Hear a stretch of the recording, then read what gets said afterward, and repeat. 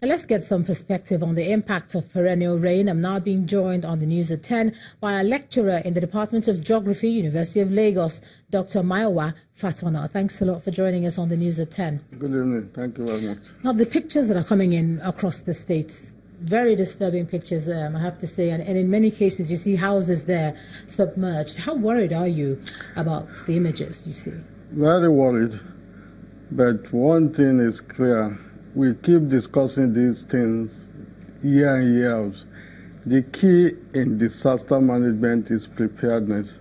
We should ask ourselves, since the last major flood in 2012, what have we done? What has been in place? And we keep the key issue, another key issue in disaster is this: you can manage the unavoidable or avoid the unmanageable. But for us and for some, whatever it is, the time to manage the unavoidable, the time to avoid the unmanageable seems to have gone. Because if you go to most of the urban area, people build houses which make them very vulnerable to flood. So, it's very difficult. But we have to manage what we cannot, what we cannot avoid. Yes. So, flood is a natural disaster. To some extent, to a reasonable extent, we may not be able to avoid it, so we just have to manage it. But what have we done? That's the case. Yes, that's what I was going to say, because the last time I spoke to an environmentalist, that was when we had the warnings of the different states, Kogi, Delta, Anambra, Niger, and the gentleman had said, another couple of states, about 8 of them, should brace up. What sort of action can match the warnings? Because, it's okay to warn, good enough. But then what happens after the warning? Yeah, I think that's a good thing, because warning is just one thing. What about the action? For example, if you want people leave the floodplain, and where do they go to? They want to ask you. And in the first instance, to start with, who lives in the floodplain? We don't have disaster risk map. Disaster risk is very important in disaster management. You need to know who is at risk, what level of vulnerability, and then we need to have something like a master plan for disaster management. That one we still don't have. For example, I've read what they call the post-disaster assessment for the flood in 2012. A whole lot of things were recommended in the areas of disaster risk. And just to cut you short there, to mention that right now we hear that the River Niger and Benue are swelling to the levels that we saw in 2012.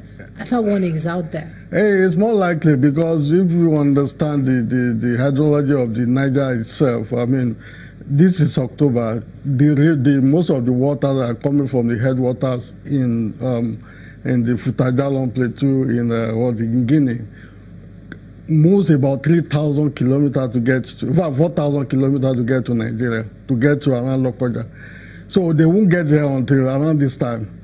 Unfortunately, again, it is around this time, it is between September and early October that we have the highest rainfall in northern Nigeria from latitude 9 degrees up.